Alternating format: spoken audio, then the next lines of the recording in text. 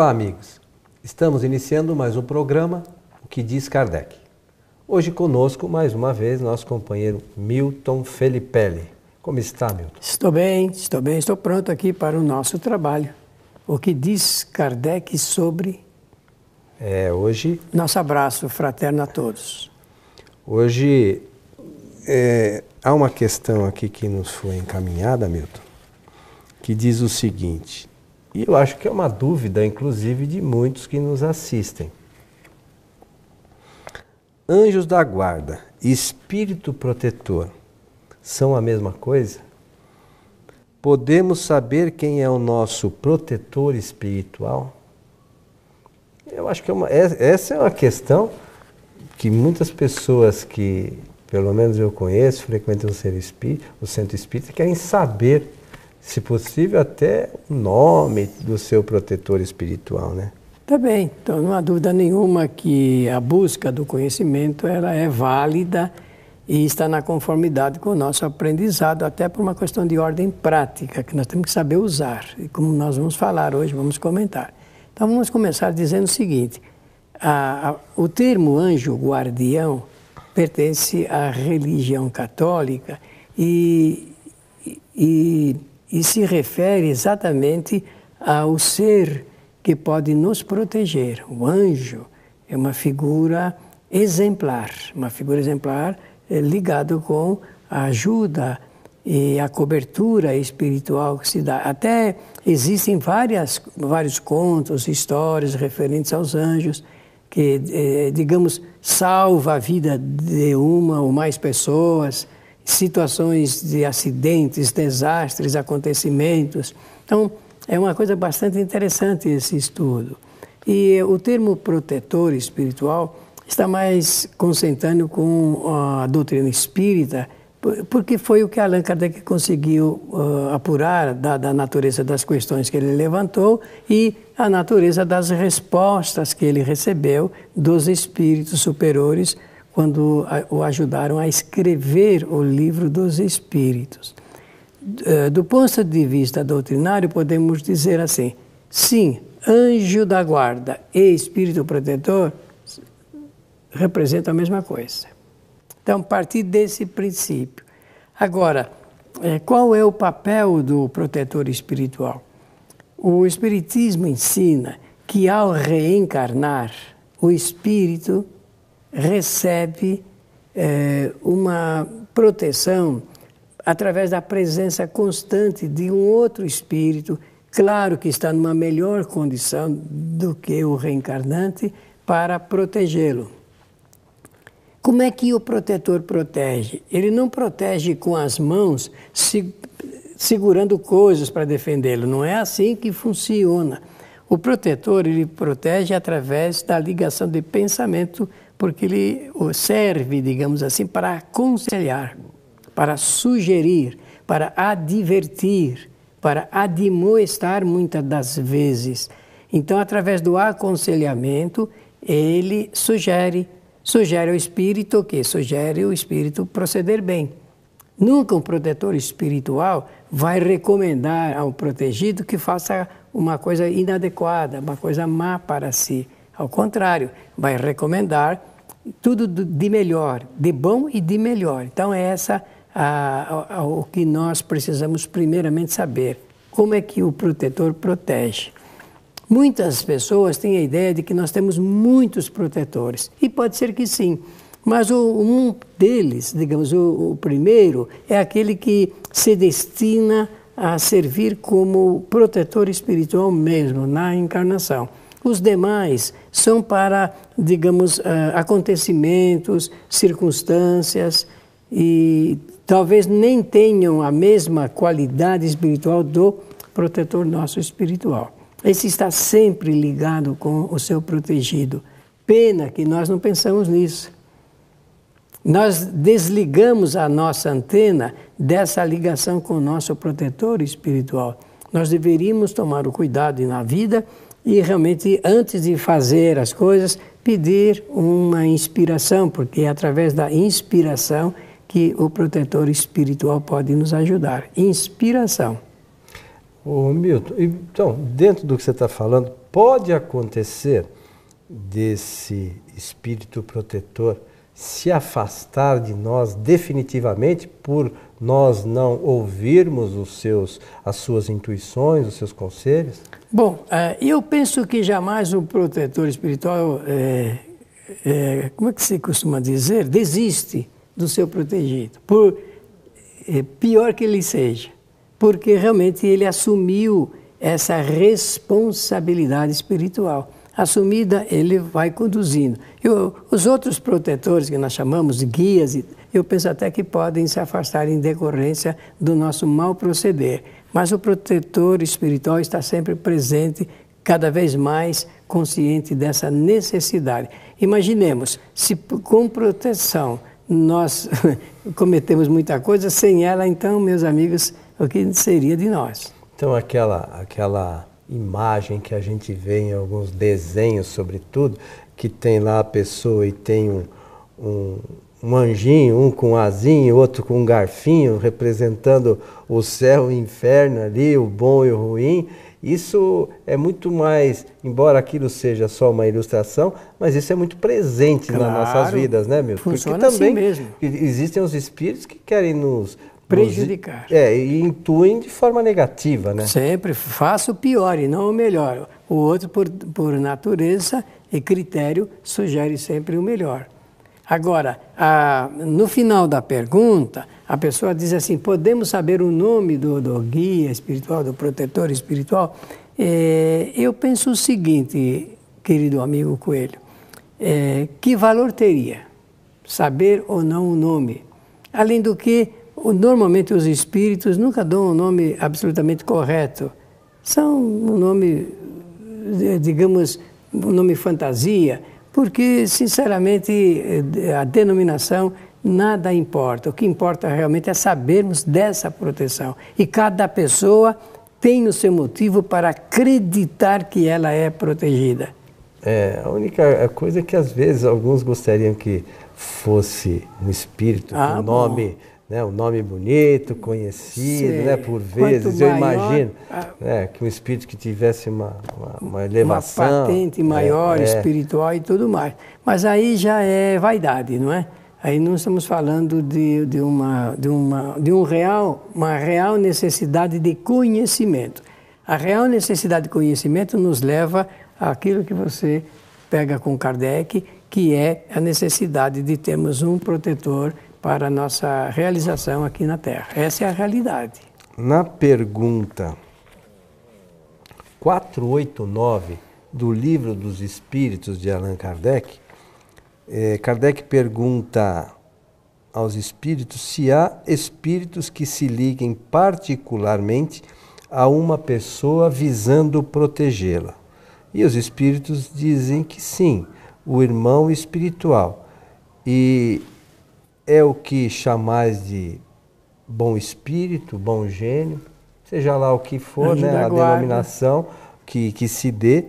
Então existe realmente esse espírito que se liga, cada um de nós tem lá um que se ligue a ele, né, para ajudá-lo na sua encarnação. E por vezes acompanha até depois da encarnação, né, Milton? Tem alguns espíritos que realmente acompanham um certo tempo depois da desencarnação. Agora, o que acontecerá conosco se nós continuarmos nos preparando, que nem nós estamos todos, com conhecimento, extensão maior da bondade, da vontade de ajudar o próximo? Vai acontecer que dentro, quem sabe, de alguns milênios, a gente também vai ser protetor de algum espírito, de alguém que reencarna. É muito provável, né? A ordem é o que sabe mais ajuda o que sabe menos, né? Se tivermos numa condição evolutiva assim mais adiantada, no nível, por exemplo, de espíritos bons, poderemos, quem sabe, no futuro breve... Bom, eu exagerei, falei milênios, mas pode encurtar, claro. Mas esses espíritos podem auxiliar espíritos como nós ainda, que são espíritos imperfeitos, né, Milton? E que estamos buscando, pelo menos, um conhecimento novo para servir como focalizador de luz na estrada da nossa vida, não é? Tem uma outra questão aqui, que é a 493 do Livro dos Espíritos, que Kardec pergunta: a missão do espírito protetor é voluntária ou obrigatória? Interessante, né? O espírito é obrigado a velar por vós porque aceitou essa tarefa. Entretanto, tem o direito de escolher os que lhe são simpáticos. Para uns é um prazer, para outros uma missão ou um dever. É interessante também isso, né? Claro. Existe uma outra questão que aliás, que aqui diz o seguinte: o espírito protetor está fatalmente ligado ao ser que lhe é confiado? Acontece com frequência, essa é a resposta, que certos espíritos deixem a sua posição a fim de desempenharem diversas missões, mas então dá-se uma substituição. Então pode acontecer que no decorrer de uma encarnação, por uma outra missão que esse espírito, que hoje é o nosso espírito protetor, venha a ter, que ele seja substituído por um outro. Mas é um tanto quanto raro, mas pode ocorrer. Hipoteticamente é possível, na né? Na lei das probabilidades e possibilidades e necessidades, sim, com certeza. Mas é interessante isso para a gente ter consciência que jamais estaremos desamparados de algum espírito que esteja tentando, pelo menos, nos auxiliar, né? Porque às vezes eles estão lá, se esforçam, mas a gente não escuta. Porque né, tudo é aprendizado. Eu penso que se eu disser que nessa fantástica engenharia divina, portanto, engenharia de Deus, que cria essas possibilidades, isto está dentro de uma necessidade daquele que ainda não sabe tudo, aprender um pouco mais com aquele que aprendeu e sabe mais. E nessa troca, então, de conhecimentos reside os benefícios decorrentes da bondade, dita bondade de Deus, bondade do Criador, porque é para o bem. Tem uma outra questão aqui, que aí é decorrente da anterior, né? O espírito protetor abandona por vezes o seu protegido quando este se rebela contra os seus conselhos. Aí ele diz que afasta-se quando vê a inutilidade dos seus conselhos e quando mais forte é a vontade de sujeitar essa influência dos espíritos inferiores. Entretanto, não o abandona completamente e sempre se faz ouvir. É então o homem quem faz ouvidos moucos. Aquele volta desde que seja chamado. Ou seja, sempre que for chamado de volta, ele está lá, deixa a gente, às vezes, por nossa conta. Passar né? por certas experiências, né? Mas não se desliga totalmente, porque assumiu a tarefa, assumiu essa responsabilidade. É sempre a questão eles respeitam o nosso livre-arbítrio, as nossas escolhas, às vezes. Né? Eles não modificam o nosso direito de escolher. Somos nós que escolhemos e nós que praticamos, nós que agimos. E eles procuram nos aconselhar, conforme eu disse no início, através da condução de pensamentos melhores. Nessa mesma linha, então a gente pode imaginar também, Milton, que não são os espíritos chamados obsessores que fazem, eles podem até também, de certa forma, nos induzir a alguma coisa, mas a escolha também de fazer certo ou errado é sempre nossa. Claro, né? Mesmo a indução respeita o direito de escolha, de aceitar ou não. A partir do instante que o espírito encarnado, ele não aceita, essa palavra não aceita, significa colocar anteparos para a ligação. Porque do ponto de vista dos acontecimentos, funciona pelo envolvimento e manifestação. Interessante. O meu amigo Milton, vamos imaginar que uma pessoa esteja numa condição de obsessão muito forte. Embora nós tenhamos já lido que o Espírito jamais nos abandona, o nosso Espírito protetor jamais nos abandona, nessa condição, como o Espírito que está sendo obsediado perde um pouco a lucidez, como é que ele pode auxiliar esse Espírito? Olha, agora mesmo seria uma coisa bastante interessante ali, daquele jeito, essa tradução é do Dr. Júlio de Abreu, né? Uhum. Então, sempre o Espírito protetor, ele encontra um mecanismo para fazer as suas sugestões. Sempre ele vai encontrar. Agora, respeitado o estado em que se encontra o ser que está recebendo a proteção. Como ele se envolveu dramaticamente com a enfermidade chamada obsessão, dentro dessa enfermidade ele aí mesmo vai encontrar.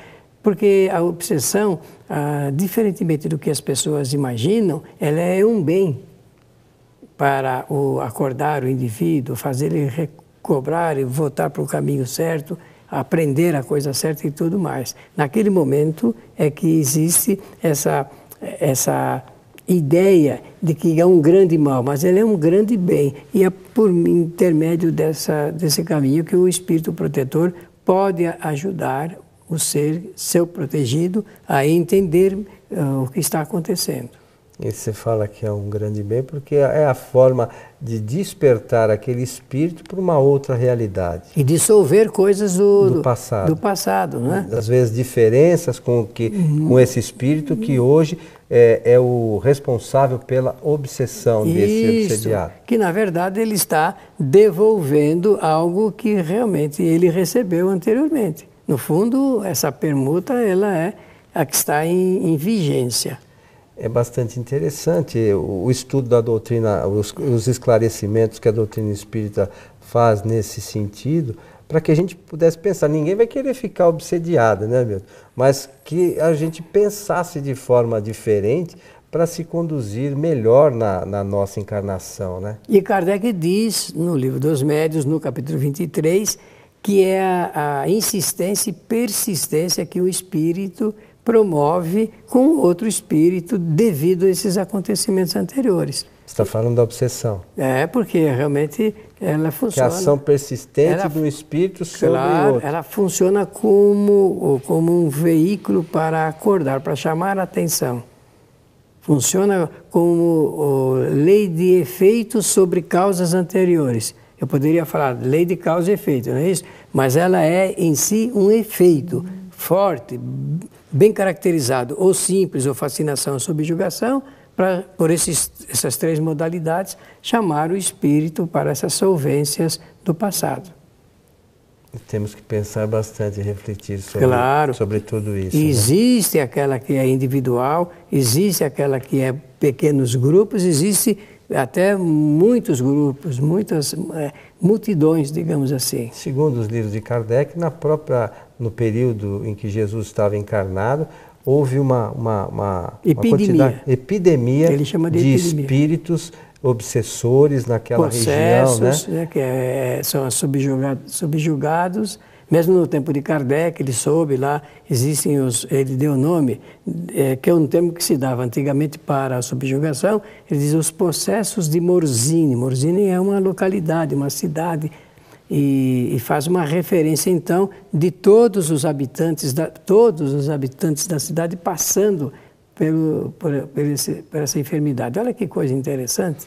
Quem quiser ler sobre os processos de Morzine, consulte a Revista Espírita, né? Na Revista Espírita tem os relatos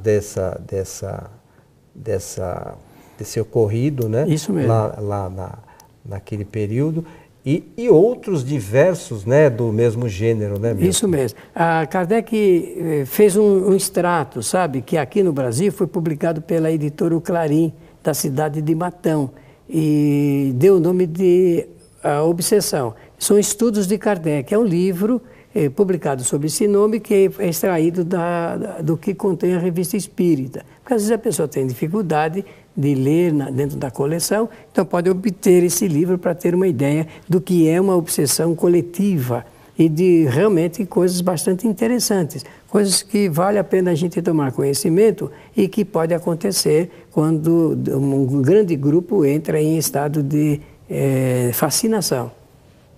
Interessante, e né? subjugação. Então o Clarim fez esse... Foi Kardec que publicou? Foi Kardec que publicou no tempo dele e foi traduzido, eu tenho a impressão que foi traduzido pelo Wallace Leal Valentim Rodrigues e publicado pela revista O Clarim, pela editora O Clarim. Chama-se então Obsessão. Obsessão. Interessante para aqueles que gostam de estudar um pouquinho essa questão. Muito né? bom, muito bom. É um material precioso. A Revista Espírita, é tudo da Revista Espírita, né? Está tudo extraído lá. Da Revista Espírita. Meu amigo Milton, estamos chegando ao final de mais um programa, O que diz Kardec. Aí o que ele diz é que nós devemos estudar e pela atenção agradecer e dar o braço fraterno a todos os nossos amigos e espectadores. Então, mas o Kardec diz que nós devemos estudar. Estudar. E que possamos estudar. E nós aqui esperamos você em nosso próximo programa. Até lá.